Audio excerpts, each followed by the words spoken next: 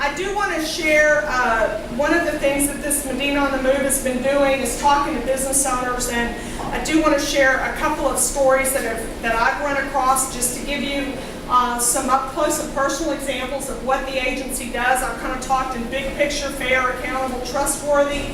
But let me try to bring it home, and then I'll be happy to take your questions. I was visiting with some business owners yesterday who shared with me that they had just, in the course of the last year, had purchased an existing business. It's a tavern. It sells hamburgers and hot dogs, and also has a liquor license, has a nice little bar, and real neat little business. And it was an existing business when the man bought it. Had already been in operation for several years. He purchased it. He said getting his liquor license was quite an ordeal. He had been told by the Texas Alcohol and Beverage Commission that he did not need any particular sort of bond. Got the liquor license. He's owned the business for a little over a year. On November 15th of this year, he received a letter, and it was dated November 15th of this year. And the letter said, it's from the Comptroller's office, and it said, you need to obtain a $7,500 bond by November 25th, or you are subject to having your license revoked or suspended or revoked. The letter explained that because he was a new taxpayer, this bond was required. The Comptroller's office had no history with him. Now, he explained to me that he had never been delinquent in paying any state taxes.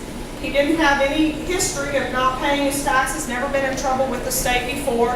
It just appears from this letter that because we don't know you and you don't have a history, we need you to obtain a $7,500 bond, and you have until November 25th to do it. Now, the letter's dated November 15th. That's 10 days. That's not a lot of time to shop for a bond, or to have your license suspended and your business clearly pretty drastically impacted. I questioned him about the cost of that. I've started a couple of businesses, and I know you do a business plan and you project what your costs are going to be. He didn't factor that in because he had been told by the Texas Alcohol and Beverage Commission that no bond would be required. The more I thought about it, the more I began to question the policy. Because him getting a bond doesn't do one thing to put another dime in the Texas Treasury. Him getting the bond is just insurance that he's going to pay his bills. If he doesn't pay his taxes, then the state can go after that bond and get the money that it's owed, which means that, are we really requiring every taxpayer to incur additional cost because there are a few who don't pay their bills?